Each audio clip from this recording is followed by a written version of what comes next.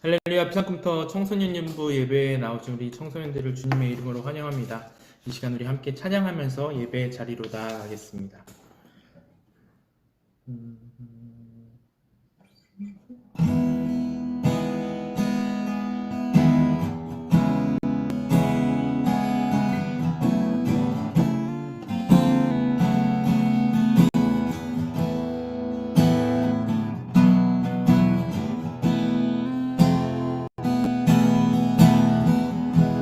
거룩하신 하나님,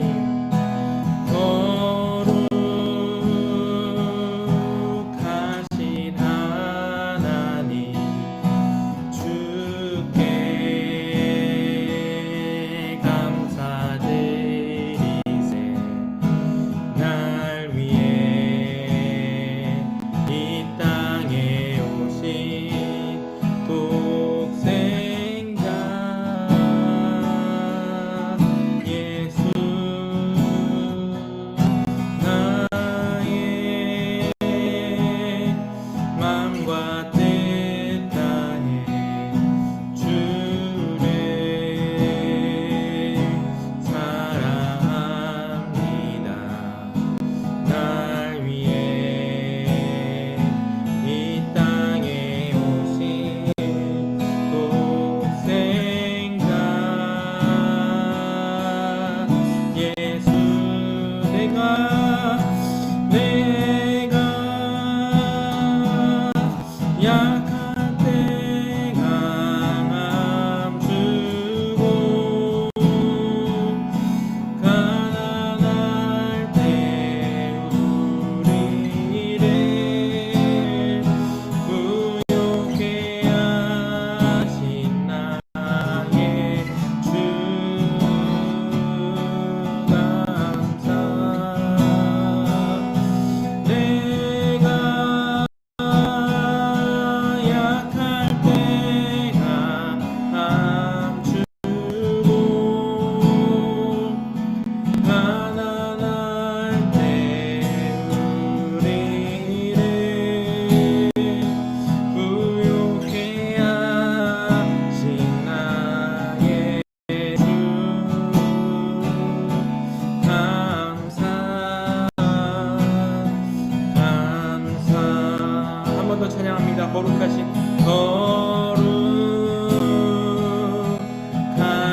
하나님, 주께 감사드리세. 날 위해 이 땅에 오신 독생자 예수, 나의 맘과 뜻 다해 주를 사랑합니다. 날 위해 이 땅에 오신 독생자 예수, 내가 약할 때 강함 주고 가난할 때 우리를 부욕해 하신 나의 주 감사. 내가 약할 때 강함 주고 가난할 때 우리를 부욕해 하신 나의 주 감사.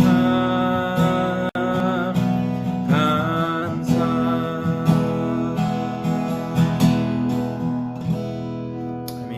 우리 사도신경 신앙 고백함으로 우리 신앙을 고백하며 이 시간 나아가겠습니다. 나는 전능하신 아버지 하나님 천지의 창조주를 믿습니다. 나는 그의 유일하신 아들 우리 주 예수 그리스도를 믿습니다.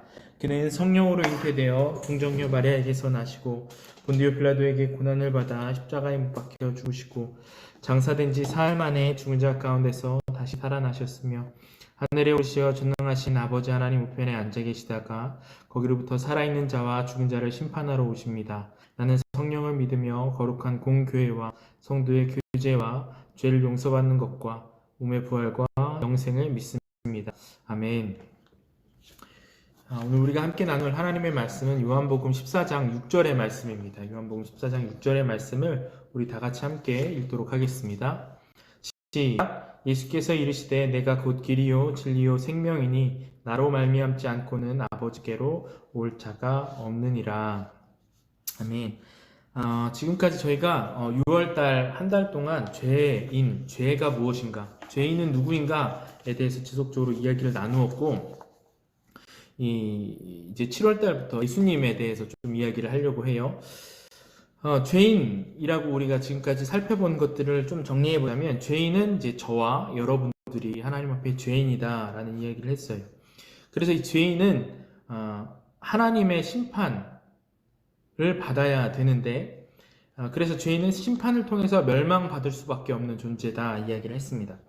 그런데 하나님께서 우리가 멸망받는 것이 않으셔서 한 가지 길을 만드셨는데 그게 바로 예수 그리스도라는 거죠. 오늘 본문 말씀은 분명히 이렇게 이야기를 하고 있어요.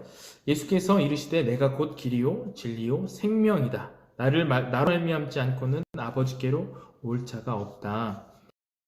하나님의 영광을 떠난 이 사람, 인간이 이제 모두 심판을 받게 되어 있습니다. 하지만 그 심판은 이미 내가 받은 사람, 내가 그 심판을 받고 있는 사람이 있고 예수 그리스도를 그 심판을 받는 사람이 있다라는 거죠.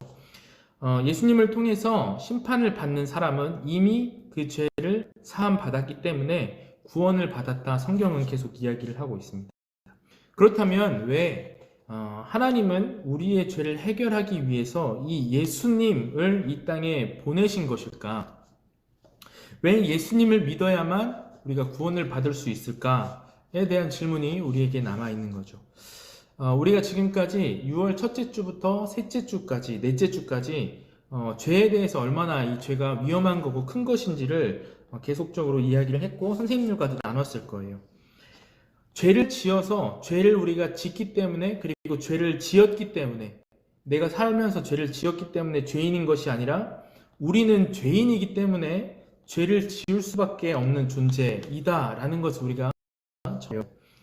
그래서 첫 번째 주와 세 번째 주에서 우리는 이러한 질문을 계속 받았었죠. 내가 지금까지 한 사람이 죽어야 할 만큼 큰 죄인입니까? 내가 다른 사람이 죽어야 할 만큼 큰 죄인인가에 대한 질문들을 계속 목사님이 말씀을 통해서 그리고 공과를 통해서 던졌었어요. 그래서 우리가 내린 결론은 우리는 한 사람이 죽어야 할 만큼 큰 죄인이다 였었죠. 그래서 예수님께서 우리를 위해서 이 땅에 오셔서 십자가에 죽으셨습니다. 얼마 전에 이런 비슷한 이제 설교 내용을 하다가 한 학생이 이렇게 질문을 했던 적이 있어요. 예수님은 왜 죽으셨나요? 지금까지 살아계셨으면 다른 사람들이 예수님을 더 잘 믿지 않았을까? 이런 질문을 했었어요. 아주 설득력이 있는 질문인 것 같았는데 우리가 생각하기에 예수님을 우리가 믿지 않는 것, 그리고 사람들이 예수님을 잘 믿지 않는 것의 이유가 예수님이 눈에 보이지 않기 때문이다 라고 생각을 합니다. 만약 예수님이 오늘도 이스라엘에 살아 계셔서 내가 길이고 진리요 생명이다 이야기를 하면 많은 사람들이 믿지 않겠어요? 2000살이 넘은 이 예수님이 살아 계셔서 우리가 이제 비행기를 타고 이스라엘에 딱 도착을 해서 이제 예수님 우리가 이런 죄인인데 용서해 주세요 이렇게 이야기를 할 수 있다면 모든 사람이 예수님을 믿을 거예요. 그런데 왜 예수님은 죽으셔야만 했나? 예수님이 조금 이렇게 얘기하면 그렇지만 오버하시가 여러분 왜 예수님은 죽어야만 하셨을까?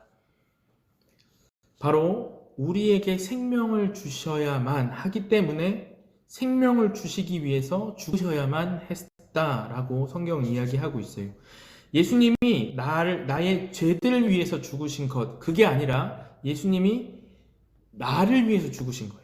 예수님께서 나의 죄들 때문에, 내가 진 죄, 그리고 내가 죄인이기 때문에 그 죄를 없애기 위해서 죽으신 것이라고 하면 앞에 이야기했던 이 친구의 말이 굉장히 설득력이 있겠지만, 예수님은 내 죄 때문에 돌아가신 것이 아니라 예수님은 나를 위해서 돌아가신 거예요. 예수님이 십자가에 죽으신 이유는 죄를 지을 수밖에 없는 나를 구원하시기 위해서 죽으신 겁니다. 내가 지은 죄, 앞으로 지을 죄를 청산하기 위해서 죽으신 것이 아니라 죄를 지을 수밖에 없는 나를 위해서 돌아가신 것이에요.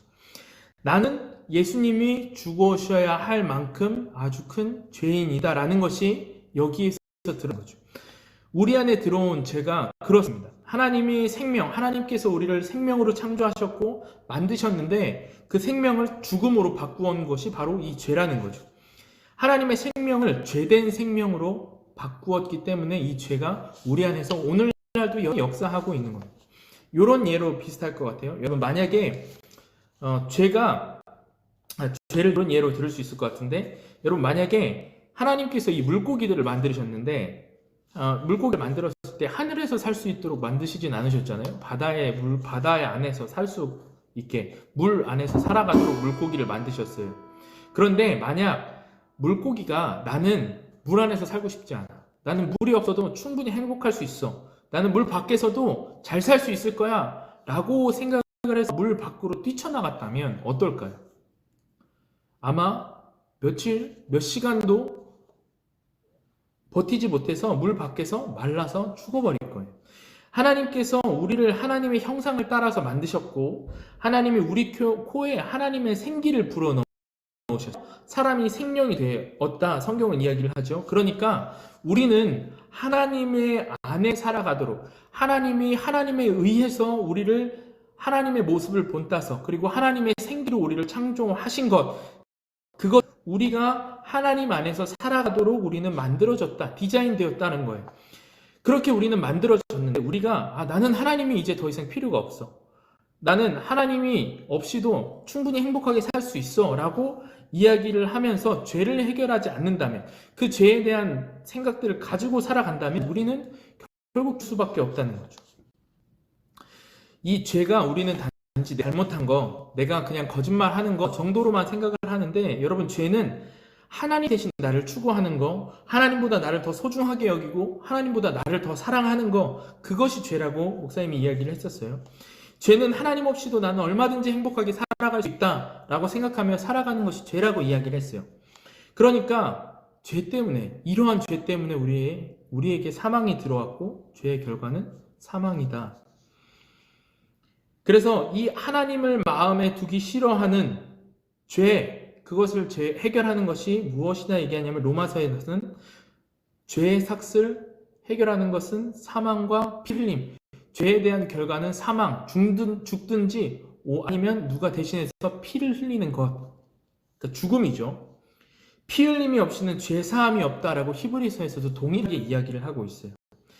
예수님이 이 땅 가운데 오신 이유는 생명을 주시기 위해, 우리를 대신해서 피를 흘려주시고, 그리고 우리의 죄의 값을 치르는 것뿐만 아니라 나를 구원하시기 위해서 이 땅 가운데 오신 것이죠.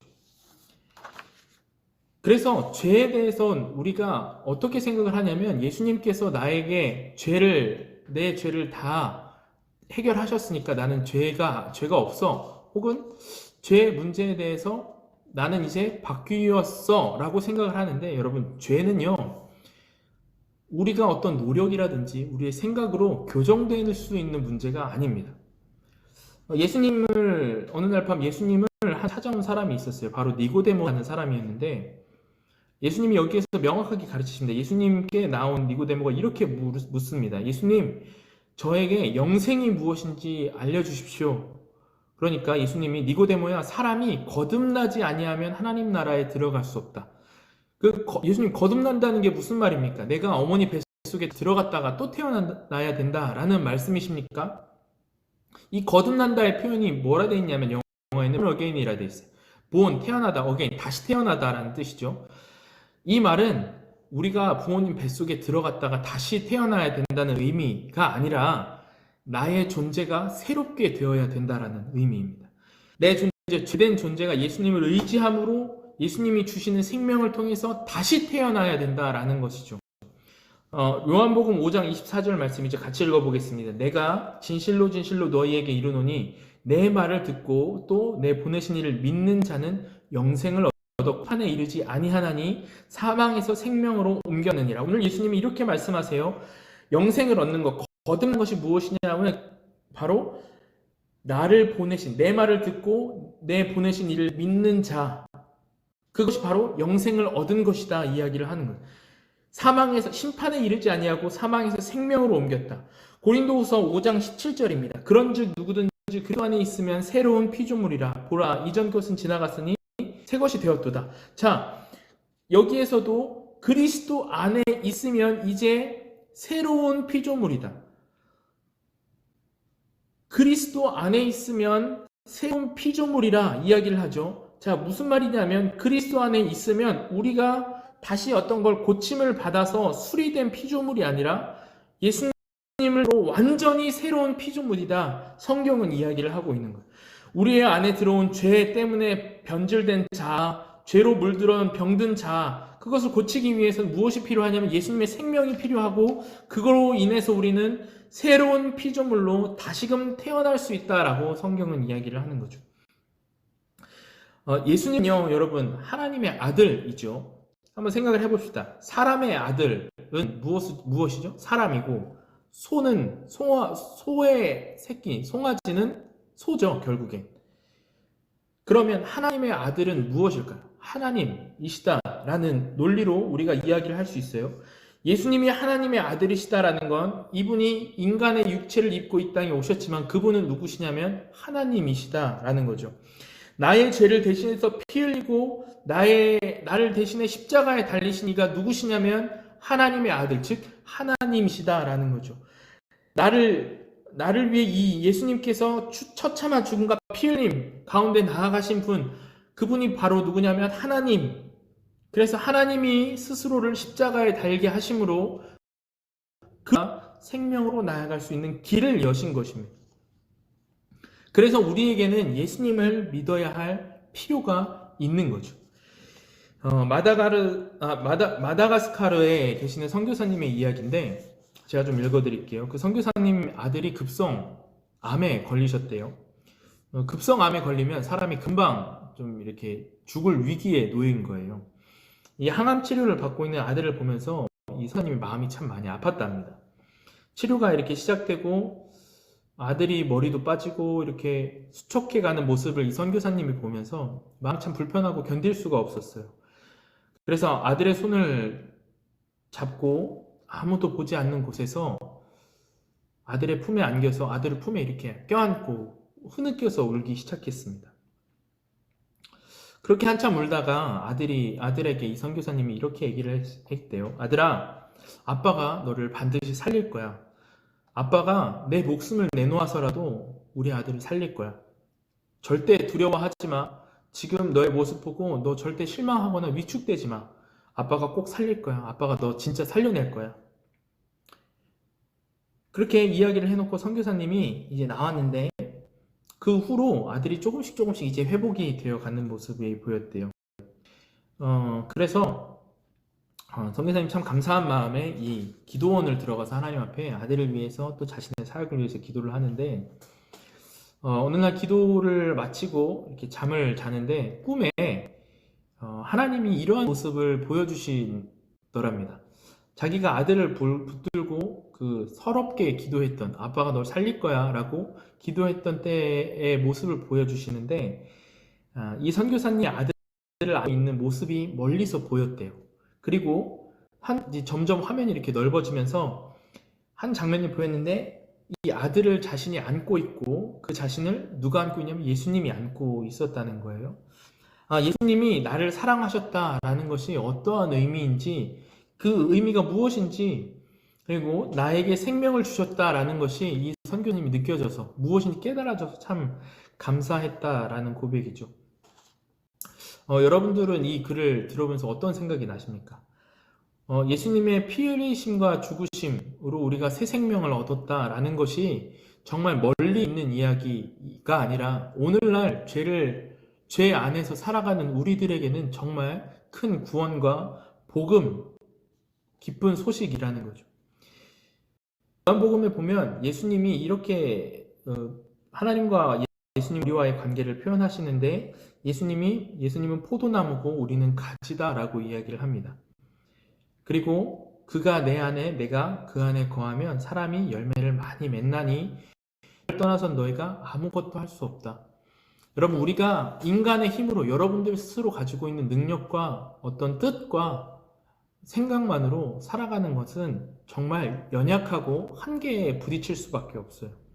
그리고 그렇게 살아가는 것은 우리 안에 공허함과 그리고 어려움들만 남길 뿐이죠. 그런데 우리가 나무에 가지가 붙어 있듯이 예수님 안에서 새로운 힘을 공급받고 예수님을 의지함으로 내 힘과 내 능력으로 살아가는 것이 아니라 예수님이 우리에게 공급해 주시는 힘을 가지고 오늘날을 살아간다면 우리 안에서 예수님이 뭐라 얘기하시냐면 사람이 열매를 많이 맺는다.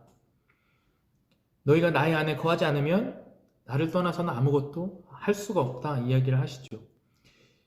여러분, 우리가 세상을 살아가는 사람들을 보면 자기 유익과 만족만 위해서 살아갑니다.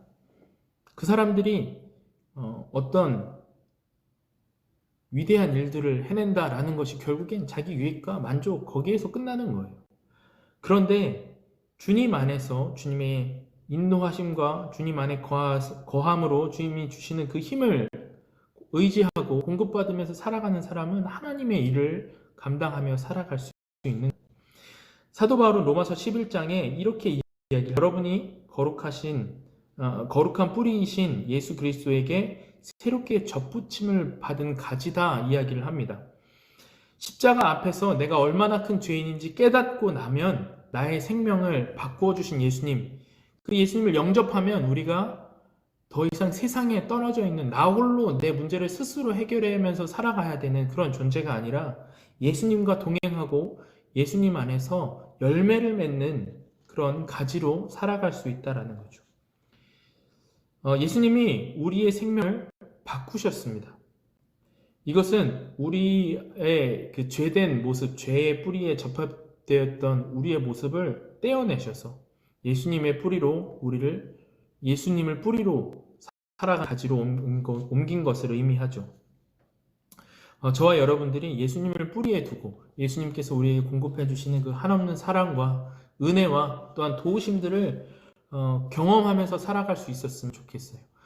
그래서 왜 예수님께서 나를 위해서 이 땅 가운데 오실 수밖에 없었나? 라는 질문이 예수님이 나를 위해서 이 땅 가운데 오실 수밖에 없었구나.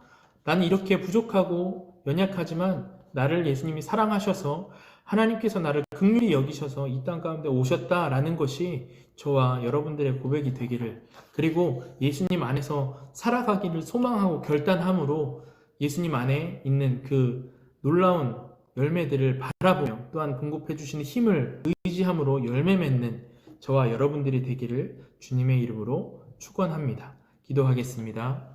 하나님 감사합니다. 하나님, 우리가 정말 하나님께서 죽을 수밖에 없는 죄인이고 하나님을 떠나서 우리 스스로 살아가겠다라고 결정했던, 그래서 우리는 한계에 부딪히고 연약하고 유한한 존재여서 하나님 앞에 죄된 인간임을 이 시간 고백합니다. 하나님, 그렇지만 그럼에도 불구하고 하나님 우리를 사랑하셔서 우리에게 예수 그리스도를, 당신의 아들을 보내주시고 또한 구원의 길을 열어주신 주님의 은혜를 우리가 오늘 되돌아보며 감사함으로 나아갑니다. 주님, 우리가 주님 안에서 접붙임 받은 가지로 예수님을 믿고 예수님을 나의 구주로 받아들이고 영접함으로 주님을 의지하는, 그리고 주님 안에서 많은 열매를 맺어가는 우리 청소년들 될 수 있도록 주님 인도하여 주시옵소서. 우리의 죄의 문제를 넘어서서 그것보다 우리를 사랑하시는 그 주님의 사랑을 힘입고 또한 의지함으로 오늘 우리에게 하나님의 원하시는 뜻을 분별하며 또한 하나님의 그 뜻을 우리가 삶으로 살아내는 그런 우리 친구들이 될 수 있도록 주님 인도하여 주시옵소서. 참 어려운 시기 가운데 있는 우리 고3들을 주님 기억하여 주시고, 주님이 공부하는 어려운 시간 가운데에서도 주님 힘과 또한 능력, 지혜와 명철함과 정직한 마음을 새롭게 하여 주셔서 이들이 이 어려운 시기를 잘 이겨내고 또한 자신들의 삶으로 하나님 앞에 영광 올려드리는 우리 고3들 될 수 있도록 주님 인도하여 주시고, 특별히 방학을 앞둔 우리 청소년들이 예배의 자리를 주님 기억하고 다시금 하나님과 동행할 수 있는 우리 청소년부 될 수 있도록 주님 인도하여 주시옵소서. 한 주간의 삶을 주님께 의지하며 감사드리며 예수님의 이름으로 기도합니다. 아멘. 우리 주기도문 하겠습니다. 하늘에 계신 우리 아버지, 아버지의 이름을 거룩하게 하시며 아버지의 나라가 오게 하시며 아버지의 뜻이 하늘에서와 같이 땅에서도 이루어지게 하소서. 오늘 우리에게 일용할 양식을 주시고 우리가 우리에게 잘못한 사람을 용서하여 준 것 같이 우리를 용서하여 주시고 우리를 시험에 빠지지 않게 하고 악에서 구하소서. 나라와 권능과 영광이 영원히 아버지의 것입니다. 아멘. 네, 광고하도록 하겠습니다. 우리 지금 수련회가 지금 8월 달로 우리가 지금 예정하고 있는데 수련회 일자가 8월 2일, 3일로 저희가 지금 예정을 하고 있죠. 근데 6일, 7일로 금요일, 토요일로 일자를 좀 변동하기로 선생님들과 좀 이야기를 했습니다. 이제 토요일 6월 7일, 8일, 6일, 7일이죠. 변동하도록 하겠습니다. 금요일, 토요일 주일을 좀 이어서 같이 예배를 좀 진행을 하고 시간에 대한 것은 우리 선생님들과 아직 조율 중에 있으니까 이때 함께 교회에서 함께 예배 드릴 수 있었으면 좋겠습니다. 그리고 오늘 예배 후에 오후 2시부터 5시까지 맥도날드에서 지금 이제 큐티책을 배포하고 있어요. 큐티책을 임영희 사모님이 지금 기다리고 여러분들에게 햄버거와 큐티책을 나눠주기 위해서 기다리고 계시니까 2시부터 5시까지 자유롭게 선생님께 얘기 말씀드리고 몇 시에 갈게요 얘기를 해주고 맥도날드로 가면 좋을 것 같습니다. 그래서 5시까지는 늦어도 5시까지는 거기 맥도날드에 도착을 하셔야 됩니다. 네, 오늘 예배는 여기까지고요. 우리 다음 주에는 반가운 얼굴로 교회에서 만나도록 하겠습니다. 다음 주에 만나요. 안녕.